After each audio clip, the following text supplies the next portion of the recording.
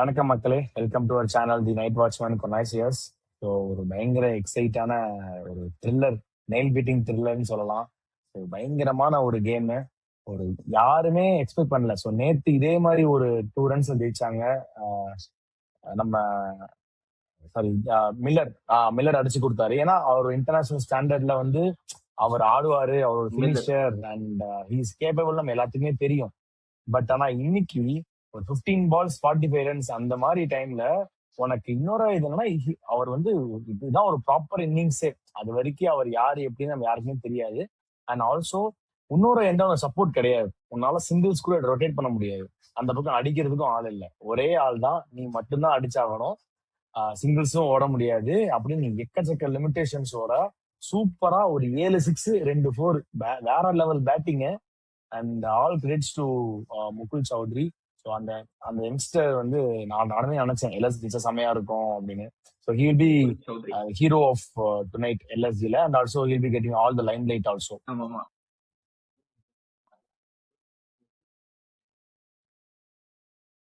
அதான் மாப்பிள இவங்களை வந்து புடிச்சுதான் எடுத்துருக்காங்க, பொறி வச்சு எடுத்துருக்காங்க. எல்எஸ்சி கிட்டத்தட்ட 3 கோடி என்னமோ போயிருக்காருன்னு நினைக்கிறேன். அவரோட ஸ்டோரி என்னன்னா, அண்டர் 23 வந்து கூச்பிகா டிராபி ஆடுறப்போ 600+ ரன்ஸ் இவர் மட்டும் தான் ஒரே ஆள் அடிச்சிருக்காரு. அதனால கார்த்திக் சர்மாக்கு இன்ஜுரி ஆச்சு. கார்த்திக் சர்மா தான் வந்து பெரிய டாக் ஆஃப் த டவுனா பேசினாங்க. த்ரூ இந்தியா பேசிட்டு இருக்காங்க கார்த்திக் சர்மா சொல்லிட்டு. அவருக்கு அப்ப ஃபிங்கர் இன்ஜுரி ஆச்சு. நம்ம கூட சிஎஸ்கே பிரான்சிஸ் கூட போட்டுருக்காங்க, அவரு திருப்பி ரெக்கவர் ஆயிடுவான்னு சொல்லிட்டு. அந்த ஃபிங்கர் இன்ஜுரி அப்ப ரீப்ளேஸ்மெண்டா போய் நான் 200 ஸ்ட்ரைக் ரேட்ல ஒரு 200 என்னமோ அடிச்சிருக்காரு. 190+ அடிச்சிருக்காரு டைம் முடிச்சிருக்காரு. அவரோட ஸ்பெஷலிஸ்டே வந்து 6 ஹிட்டிங் தான். அதனால எல்எஸ்சி எனக்கு இந்த மாதிரி ஒரு ஆள் வேணும். அப்துல் சமத் இருந்தும் இங்க பேக் பண்ணிருக்காங்கன்னா அது பிளஸிங் இன் டிஸ்கேஸ் தான். அவங்க வனிந்தா சுராங்காவோ இல்ல ஷாபாஸ் சபோதோ தான் காம்பினேஷனே மாறி ஒரு சான்ஸ் கிடைச்சிருக்காரு. பட் அந்த ஸ்கில்ல பார்த்துட்டு அந்த 6 பவர் ஹிட்டிங் எப்படி ஜென்ரேட் பண்றாரு பத்தியா.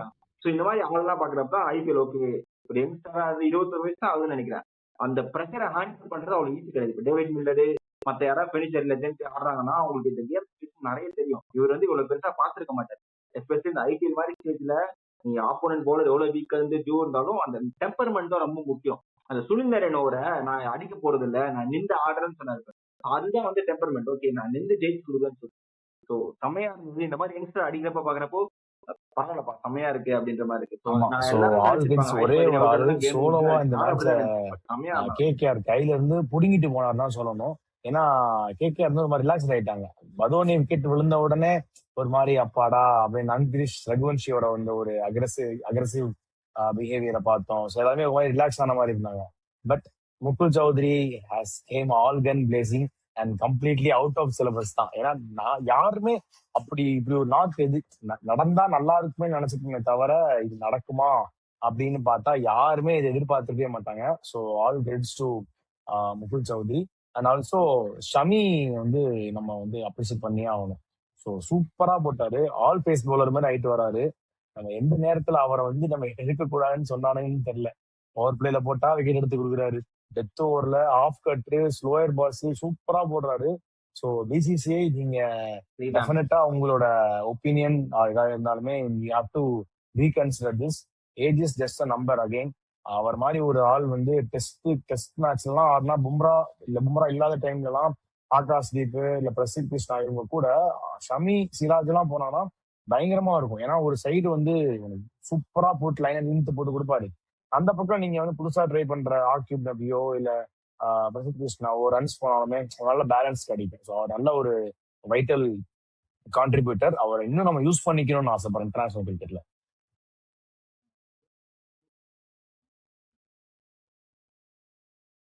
ஆமா, கேகேஆரும் வந்து பாவம் தான். ரொம்ப நமக்கு என்ன சொல்றது, அவங்களுக்கு ரன்னிங் அவுட் ஆப்ஷன்ஸ் இப்ப பிளஸிங் முத்தர்பானி இருந்தா அட்லீஸ்ட் ஒரு ஷார்ட் பால் இல்ல அவர் ஹைட்டுக்கு ஏதாவது ஒரு வேரியேஷன்ஸ் கிடைச்சிருக்கும். இங்க கேம் கிரீன் இருக்க ஒரே ஆப்ஷன் அவருக்கு வந்து சொல்லிட்டாங்க போல இருக்கு. 132க்கு மேல போட்டா உன் முதுகு பிடிச்சிக்கும், ஆஸ்திரேலியாவுக்கு உனக்கு கான்டென்ட் கிடைக்காதுன்னு சொல்லிட்டு யோசிச்சு வெறும் ஸ்லோயர் பால் பவுன்ஸ் இது மட்டும் தான் போட்டுருக்காரு. வைபவ் சூரியன்ஸ் மட்டும் தான் கொஞ்சம் ஃபைட் பேக் பண்ணாரு. அண்ட் அவங்களுக்கு running out of the options Karthik தியாகியாலே முடியல, நவதீப் சைனால முடியல. ஸோ பெரிய loss in bowling attack. Maybe இவங்க பேட்டிங் ஹெவி பண்ணாலுமே ஓகே ஆமா நல்லா இருந்தது. ரோமன் பால் தான் ஓரளவுக்கு நல்லா இருந்தாரு. ஐ மீன் விக்கெட் இருந்தாரு. அதனால இவங்க பிளஸிங் மெத்தட் பண்ணி எடுக்கவே முடியாது. ஸோ பவுலிங் ஆப்ஷன்ஸ் உனக்கு இந்தியன் வேரியேஷன்ஸ்ல யாரும் கிடையாது, யாருமே இல்லை. இப்ப நவதீப் சனி வந்து 3வது ஆகாஷ் தீப் போனதுக்கு அப்புறமா வந்து ரீப்ளேஸ்மெண்ட். ஸோ வெளியும் இல்லை, இவங்க மேபி சேட்டன் சக்காரியாக்கு போயிருக்கலாம். எனக்கு அதுதான் தோணுச்சு. Left armour and who can do slow deliveries Akash Madhur மாதிரி ஒரு பிளேயருக்கு போயிருக்கலாம். ஸோ ஏன் அதெல்லாம் மிஸ் பண்ணாங்கன்னு தெரியல. நவதீப் சைனியும் ஒரு பேஸ் பவுலர் தான். லைக் உங்களுக்கு டெத் பவுலர்ஸ் தான் இல்லைன்றப்போ ஆகாஷ் மதுர் சேட்டன் சக்கரியா ரைட் நைஸ் ஆப்ஷன்ஸ்ல அதை அப்போ மிஸ் பண்ணிட்டாங்க. மேபி இவங்க நிறைய டீம்ஸ் எடுக்கல இதுக்கப்புறம் அவரை, யாராவது injured ஆனா ஏன்னு maybe தெரியல. எடுக்க நிறைய வாய்ப்பு இருக்கு. டீம்ஸ் வந்து Akash Madhwal was a Rajasthan costly ராயல்ஸ்மே கன்சிடர் இல்ல பண்ணல. area மேபி என்ன பிரச்சனையோ இல்லை என்னன்னு தெரியல. தெரியல இல்ல ட்ரையல்ஸ் ஓகே, போனாரு.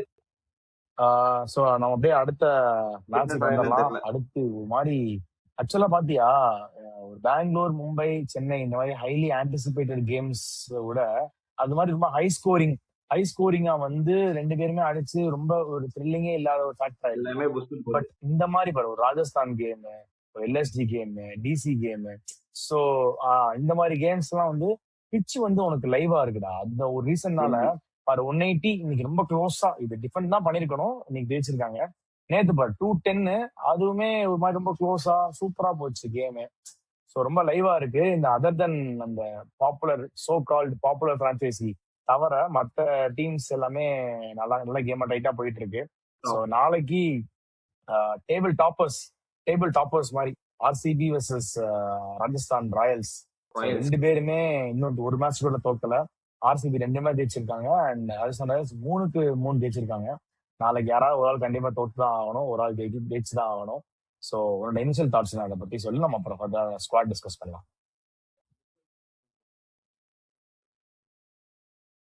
இனிஷியல் தாட்ஸ் என்ன, இந்த வாட்டி வைபவ் சூரியவன்ஷி எத்தனை ரன் அடிக்க போறான்னு சொல்லிட்டு. முன்னெல்லாம் நம்ம இந்த ஜென்ரேஷனா நான் சொல்றேன், இப்போ நம்ம ஃபர்ஸ்ட் நம்ம அப்பா காலத்துல எல்லாம் பாக்குறப்ப கபில் தேவ் ஆடுறாரு, அவருதான் சூப்பர் ஸ்டார், மேட்ச் பார்ப்பேன்னு சொல்லுவாங்க. அப்புறம் சச்சின் வந்தாரு, அப்புறம் விராட் கோலி, ரோஹித் சர்மா வந்தாங்க. ஸோ இப்போ இதுக்கப்புறம் வைபவ் சூரியவன்ஷி ஆடுறதுக்காக காசு கொடுத்து பாக்குற கூட்டம் வரும்னு நினைக்கிறேன். ஏன்னா நம்ம கூட ஒரு சீசன் ஆடுறாரு, மேபி செகண்ட் சீசன் கண்டுபிடிச்சிருக்காங்க அப்படின்னு பார்த்து. பட் அவர் எதுவுமே பார்க்க மாட்டாரு, பயங்கரமா அடிக்கிறார். ஜிங்ஸ் பண்ண விரும்பல, பட் செம்ம டேலண்ட். இப்போ ஹேசல்வுட்டும் புவியும் 2 பேரும் யார் போட போறாங்க? ஹேசல்வுட் ஃபிட்னு நினைக்கிறேன், அவன் நாட்டில் ஒரு ஆடுறாருன்னு சொல்லிட்டு. ஒரு புவி எப்படி கவுண்டர் அட்டாக் பண்ண போறாரு? ஏன்னா புவி வந்து என்ன சொல்றது, கொஞ்சம் ஸ்விங் எக்ஸ்ட்ராக்ட் பண்ணக்கூடிய பிளேயர். மூவ்மெண்ட் இருந்துச்சுன்னா எப்படி ஆட போறாரு ஒரு சேலஞ்சிங்கா இருக்கும். அண்ட் ராஜஸ்தானை பொறுத்த வரைக்கும் அவங்க டாப் 3 மட்டும் தான் ஹெவி. மிடில் ஆர்டர் இப்போ அன்டெஸ்டடா தான் இருக்கு. ஆர்சிபி மாதிரி ஒரு டீம் கூட ஆடுறப்போ சுயா சர்மா, குருணால் பாண்டியா, பவுன்சர் குருணால் பாண்டியா அப்படின்னு இருக்கப்போ அந்த அது ஒண்ணு.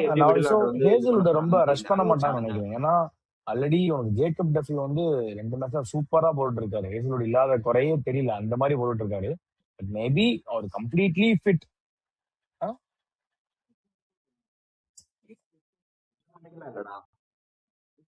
எக்கனாமிக்கலா இல்ல அவரு. ஆனா உனக்கு வந்து அவர் எங்கேயுமே மிஸ் பண்ற மாதிரி தெரியாது. அவனுக்கு பவர் பிளேயர் எடுத்து கொடுத்துறாரு. சோ அவ்வளவுதான், அதுதான் அவங்களோட ரோலே தானே. பவர் பிளே 4 ஓவரையும் அவரை ஆன் த்ராட் போட்டு முடிச்சிடுறாங்க. சோ அவர் completely unless and until 100% fit இல்ல அப்படிங்கிற இதுல மட்டும். ஏன்னா உனக்கு ஆன் கோயிங் ஃபார்வர்ட் உனக்கு ஹேசல்வுட்டோட பிரசன்ஸ் வந்து அண்ட் ஆல்சோ அவைலபிலிட்டி ரொம்ப முக்கியமா இருக்கும். ஏன்னா கேம்ஸோட இன்டென்சிட்டி அதிகமாகும். ஸோ அந்த டைம்ல நீ அவரை மிஸ் பண்றத வந்து உன்னால ஏத்துக்க முடியாது. ஸோ அதுக்கு வந்து இந்த 4-5 மேட்ச் வந்து நீங்க வேற வச்சு ஆடிட்டு ஒன்ஸ் அவர் completely fit and also rusty and இதெல்லாம் எதுவுமே இல்லாம கம்ப்ளீட்டா பக்காவா இருக்காரு அப்படின்னா அதுல இருந்து நீ ஆன் த்ராட் மாதிரி கண்டினியூஸா அவர் கேம் டைம். ஏன்னா இட்ஸ் லாங் டோர்னமெண்ட், 2 மாசம் ஒரு ஹீட் இதுல நீ பவுலிங் போடணும். ஸோ அதெல்லாம் பார்க்கும்போது அவங்க அந்த மாதிரி யோசிக்கலாம். பட் ஆரா வந்து லுக்ஸ் வெரி ஸ்ட்ராங். ஏன்னா அவங்க பவுலிங் வந்து ஒரு மேட்ச்லயுமே ஒருத்தர் ஸ்டெப் அப் பண்றாரு. பேஸ்ல வந்து உனக்கு Jofra Archer, Nandre Burger, Tushar Deshpande, Sandeep Sharma 4 பேர் அழகா காம்ப்ளிமெண்ட் பண்றாங்க. ஸ்பின் வெயிட் பண்றான். ஸ்பின்ல வந்து ரவி பிஷ்னாய், ஜடேஜா, ரியான் பராக் இருக்காரு, டோனவன் ஃபெராரா இருக்காரு. ஒரு 4 பேர் ஆல்ரெடி காம்ப்ளிமெண்ட் பண்ணுவாங்க. ஸோ இந்த மாதிரி பவுலிங்லயும் ஈக்குவல் வெயிட்டேஜ் இருக்கு. அதனால ஸோ இது பயங்கர ஸ்ட்ராங்கான சைடு தான் தெரியுது. 2 பேருமே ஸ்ட்ராங்கா தான் இருக்காங்க. ஆர்சிபி பேட்டிங் ஸ்ட்ராங்கா இருக்கு, நான் கேட்டா ஆர்ஆரோட பவுலிங் ரொம்ப ஸ்ட்ராங்கா இருக்கு. So it's like even Contessa இருக்கும்.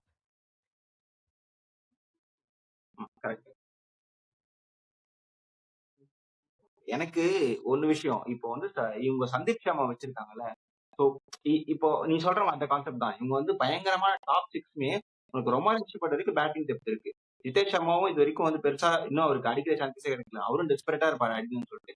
அவங்க ரொம்ப பண்றதுக்கு பேட்டிங் இருக்கு. இந்த இடத்துல அது ஒண்ணுதான் சொல்லணும்னா வந்து வீக்னஸ் இருக்கு. ரியான் பராக் பெருசா ஃபயர் பண்ண முடியல.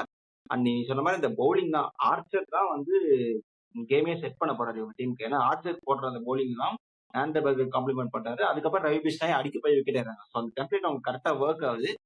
ரவீந்திர ஜடேஜா தான் வந்து இப்போ டக்கு டக்குன்னு போட்டு போயிட்டாரு. ஸோ இப்போ இந்த மாதிரி சேலஞ்சிங்கான கண்டிஷன்ஸ்ல எப்படி போட போறாங்க? ஏன்னா எந்த மேட்சுக்கும் உனக்கு ஒர்க் ஆகாது. எல்லாத்துக்கும் ஆப்ஷன்ஸ் வச்சிருக்காங்க. ஸ்லோவர் டெலிவரி போடணுமா ஆள் இருக்கு, ஆஃப் ஸ்பின்னரா ஆள் இருக்கு, சரி லெஃப்ட் ஹேண்ட் ஸ்பின்னரா ஆள் இருக்கு, கூகுளே போட ஆள் இருக்குன்னு சொல்லிட்டு ஆப்ஷன்ஸ் வச்சிருக்காங்க. தேவைப்பட்டா டானவன் சர்ராவும் ஒரு ஓவர் தள்ளலாம்.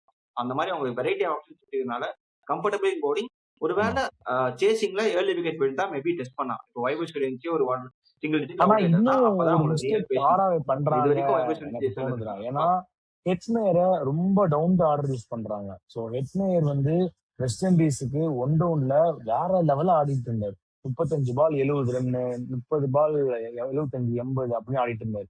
ஸோ அவரை நீங்க அங்கேயே ஆட வைக்கலாம். துருவ் ஜுரேல 2 டவுன், ரியான் பராக் 3 டவுன் அப்படியே ஆடலாம். ஆஹ் 3 லெஃப்ட் ஹேண்ட் ரைடர்னு வச்சுக்கிறாங்களோ நம்ம, 3 பேர் தொடர்ந்து லெஃப்ட் ஹேண்ட் ரைடர்னு வச்சுக்கிறாங்களோ நம்ம. கிரவுண்ட் டைமென்ஷன்ஸ் இருக்கு. அண்ட் அவங்க துருவ் ஜுரேலையும் ஒரு லாங் பெர்ஸ்பெக்டா பாக்குறாங்க. லைக் வைஸ் கேப்டன் மாதிரி ஹேண்டில் அட்லீஸ்ட் பண்றாங்க. ஆமா, இப்போ அப்படி நீ சொன்னீங்கன்னா ரியான் பராக் சொல்லவே துருவ் ஜுரேல் தேவையில்ல. வேணா தலைமை வந்து நம்பர் 3 வந்துட்டு அட்லீஸ்ட் ஓனரே அவர் நம்பர் தான் டிசைட் 4லயே பண்ணாரு. நம்பர் 4 அனுப்பலாம். தான் அவருக்கு அவங்க best. ரொம்ப டவுன் ஆடுறாங்க. அவரு ஆக்சுவலி அவர் ஹிட்டர் கிடையாதுடா. அவர் சாரி ஹிட்டருங்கிற சென்ஸ், சாரி பினிஷர் கிடையாது. அவர் ஃப்ளோட்டரும் கிடையாது, பினிஷரும் கிடையாது. அவர் ப்ராப்பர் நம்பர் 3 பேட்டர். ஒரு அப் த ஆர்டர் ஆடுற Nicholas Pooran, Hetmyer up the order ஆடுற பிளேயர்ஸ். சோ அவரோட ரோலே மாத்தி மும்பை கூட பாத்தியா, அவர் பினிஷ் பண்றதான் பாத்தீங்கன்னா அவர் பினிஷே பண்ண மாட்டாரு ஒழுங்கா. அண்ட் ஆல்சோ ஃப்ளோட்டரா யூஸ் பண்ணாலும் அவரால் ஃபுல்லா பண்ண முடியாது. ஆனா நீ அவரே இது ஒரு ஓப்பனா அவருக்கு வந்து ஒரு சீக்வன்ஸ் மாதிரி கொடுத்து ஒன் டவுன் இறக்கி விடேன், அவர் சுத்தி சுத்தி சுத்தி சுத்தி சுத்தி அடிப்பார், எல்லாத்தையும் அடிப்பார். சோ அந்த பிளேயருக்கு ஏத்த இடத்துல தான் நம்ம இறக்கணும். நம்ம தேவையான இடத்துல பிளேயரை மாத்தி இறக்குனீங்கன்னா அது மைட் நாட் ஒர்க். இல்ல அவங்க காம்பினேஷன் பாக்குறாங்கன்னு நினைக்கிறேன். இந்த காம்பினேஷன் உனக்கு 3மே லெஃப்ட் ஹேண்ட் வச்சுக்கோங்க, ரொம்ப கடுப்பாடு. நீ சொல்ற மாதிரி maybe Riyan Parag down the order போலாம், பட் அவர் போக மாட்டாரு. ஏன்னா நம்பர் 4ல தான் 800 பேட் வச்சிருக்காரு. ஸோ அதனால கண்டிப்பா சான்ஸே கிடையாது. நீ ஆடிதான் ஆகணும்னு சொல்றாங்க. நான் அவங்களுக்கும் கீழே எக்ஸ்பீரியன்ஸ் தேவையில்ல. நம்பர் 5க்கு இல்ல அப்புறம் அவங்களுக்கு வந்து இந்த ஜடேஜா ரியான் இருக்காரு. பராக் ரொம்ப நான் அண்ட் பேட்டிங் இது ஷான் பண்றத ஒரு பெரிலாவது ஒரு பெரிய ரெஸ்பான்சிபிள் லாஸ் நாக் ஆகி ஆடுற போச்சு. மாதிரி அதனால ஆடுறான். அவங்க ஒரு மிடில் ஆர்டர்ல ஆப்வியஸ்லி அந்த அது ஒரு தெரியும். வாய்டை வந்து அவர் ரெக்டிஃபை பண்ணி ஒரு கேமை ஃபினிஷ் பண்றது, ஒரு கேப்டன்ஸ் நாக் மாதிரி நான் கடைசி வரைக்கும் கொண்டு போறேன் அப்படி ஒரு இடத்துல ஹோல்ட் பண்ணி ஆடுறத வந்து அவர் பண்ணலாம். ஹெட்மேயர் மாதிரி விடல. ஏன்னா ஒரு பிளேயர் அந்த ஸ்கில் செட் இல்ல, அவரு இஸ் நாட் கம்ஃபர்டபுள் இந்த பொசிஷன் தெரிஞ்சுமே நம்மளோட ஒரு டீமோட இதான டீமோட பேலன்ஸ் தான் முக்கியம். இப்ப தலையே அழகா ஒன்னுலயே ஆடி இருக்கலாம். பட் ஆனா அவரோட டீம் பேலன்ஸுக்காக தான் அவரே டவுன் த ஆர்டர் அவரே டிமோட் பண்ணிக்கிட்டாரு. So, அதுக்கு நான் அது மாதிரி பண்ண சொல்லல. பட் அந்த மாதிரி ஒரு சில சேஞ்சஸ் பண்ணா அந்த டீம் இன்னும் பவர்ஃபுல்லா இருக்கும்னு சொல்றேன். கரெக்ட். ரியான் பராக் நம்பர் 5 கூட லெஃப்ட் ரைட் ஆயிடும். ஸோ காம்பினேஷன் கரெக்டா இருக்கும். அதுக்கப்புறம் ரியான் பராக் அப்புறம் ஜடேஜா வர்றாங்க, டானன் பெரேரா. உனக்கு அந்த பேட்டிங் லைனப்பே ஒரு மாதிரி மிக்சடா இருக்கும். ஸோ பவுலிங்கும் கொஞ்சம் போடுறது கொஞ்சம் மேட்ச் கரெக்டா இருக்கும். பார்ப்போம், மேபி ஆமா, ஒரு சான்சஸ் பார்க்கலாம். பட் இந்த கேம்ல மாத்த மாட்டாங்க. ஒரு வேலை அடி சூப்பர். வாங்கினா மாத்த வாய்ப்பு இருக்கு. எக்ஸ் ஃபேக்டர் யார் இருப்பா இந்த சரி, மேட்சோட நம்ம எக்ஸ் அந்த எக்ஸ் ஃபேக்டர்? ஃபேக்டர் மேட்டருக்கு வருவோம். நம்ம ஸ்கிரிப்டுக்கு ஃபேக்டர் சொல்லவே தேவையில்ல. எனக்கு பவுலிங்ல வந்து சந்தீப் சர்மா எக்ஸ்பெக்டர். நான் ஏன் எல்லாரும் வைபேஷன் சொல்றாங்க, பட் சந்தீப் சர்மாவோட ஏர்லி விக்கெட் எடுத்துட்டாங்கன்னா குரூஷியலி. ஏன்னா வந்து ஒன்ஸ் அந்த பவர் பிளேல வந்து இவங்க 2 பேரே இறக்கிட்டாங்கன்னா தேர்தல் படிகள் எப்படி வந்து கவுண்டர் அட்டாக் பண்ண போறாங்க அந்த ஏர்லி பவர் பிளேல அப்படின்றது. Sandeep Sharma versus matchups of Phil Salt and Virat Kohli. Virat Kohli வந்து ஓன் பண்ணியிருக்காரு சந்தீப் சர்மா. ஒரு 7 விக்கெட் 7 வாட்டி எடுத்ததான் நினைக்கிறேன். அதனால சந்தீப் சர்மா விராட் கோலி ரைட் மேட்ச் அவர் தான் எக்ஸ்பெக்டா இருப்பாரு. ஒரு வேலை ஓகே. ஜெயிச்சு ஸோ என்னோட எக்ஸ் கண்டிப்பா ஃபேக்டர் வந்து பாத்துருக்கலாம். நான் சந்தீப் சுயாஷ் சர்மா சர்மா அடிக்கடி விக்கெட் சொல்றேன். ஆகும். ஸோ மிடில் ஆர்டர்ல ஸ்பின் வந்து அவங்க ரவி பிஷ்ணா இங்க என்ன பண்றாரோ, ஆக்சுவலி ரவி பிஷ்ணா அண்ட் சுரேஷ் சர்மா 2 பேர்லயும் அந்த ஸ்பின் தான் மெயின். 2 பேரும் சூப்பரா போட்டுட்டு இருக்காங்க. எந்த ஸ்பின்னர் அன்னைக்கு அந்த டே ஓன் பண்றாங்களோ அந்த டீம் இன்னைக்கு ஜெயிக்கும் தான் என்னோட பிலீஃப். ஸ்பெசிஃபிக்கா என்னோட ஸ்பின்னரை மெயின் பண்ண முடியல. பட் 2 பேரும் அந்தந்த டீம் ஸ்பின்னர்ஸ் தான் அவங்க மெயின். ஏன்னா 2 பேரும் attacking spinners to be followed by உனக்கு குருணால் பாண்டியா இங்க, ரவீந்திர ஜடேஜா இங்க. ஸோ ஈக்குவலா இருக்கிற மாதிரி இருக்கு ரொம்ப. சுரேஷ் சர்மா பாத்தியா ஃபுல்லா கூகுளியா நிறைய அதே மாதிரி போடுவாரு. இருக்கு.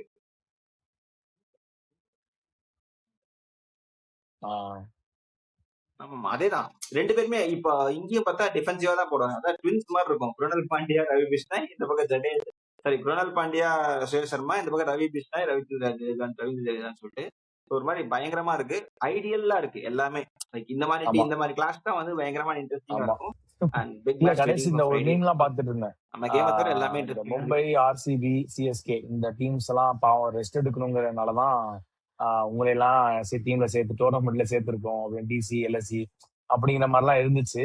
ஆனா இப்ப இந்த மெயின் டீம்ஸ், இந்த பாப்புலர் பிரான்ச்சைசியை விட இந்த மாதிரி டீம்ஸ் தான் அன்பாப்புலர் டீம்ஸ்ங்கிற மாதிரி சொல்லுவாங்கல்ல, அவங்க மேட்சஸ் ரொம்ப இன்ட்ரெஸ்டா இருக்கு.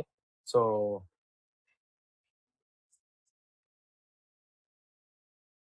கம்மியா இருக்கிறது, அந்த மேட்ச் எல்லாம் நடந்தா பெரிய ஃபேன் பேச மாட்டாங்களா, அந்த மாதிரி டீம்னா வந்து பயங்கரமான ஃபைட் கொடுக்கும். ஸோ பார்க்க நல்லா இருக்கு. இப்படிதான் ஆப்பிள் ஒரே டீமே ஜெயிச்சு எந்த டெம்ப்ளேட் மாதிரி ஆயிடும்.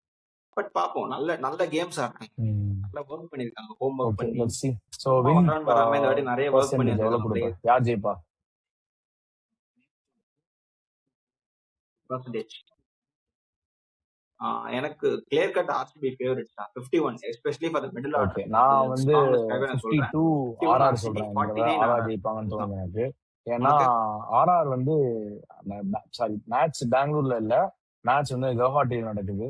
ஸோ அதனால ரொம்ப அந்த அளவுக்கு பேட்டிங் ஃப்ரெண்ட்லியா இருக்காது, ஒரு மாதிரி ஈக்குவல் சேலஞ்சா தான் இருக்கும், ஈவன் சேலஞ்சஸா தான் இருக்கும்.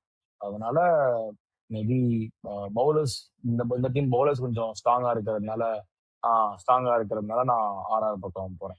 எனக்கு திரும்ப அவங்க ஜெயிப்பாங்கன்னு தோணுது. Okay, so let's see. நாளைக்கு சரியான மேட்ச். யாராவது ரெண்டு டீம்ல அன்பீட்டனா இருக்கிற டீம், ஒரு டீம் நாளைக்கு பீட் ஆகி தான் ஆகணும். ஸோ அது எந்த டீம் நாளைக்கு பார்ப்போம். நல்லா டைட்டான கான்டெஸ்டா இருக்கும். அதை முடிச்சுட்டு நம்ம ரிவ்யூக்கு வரலாம். So until and then signing off from DJ and Maddie. Bye.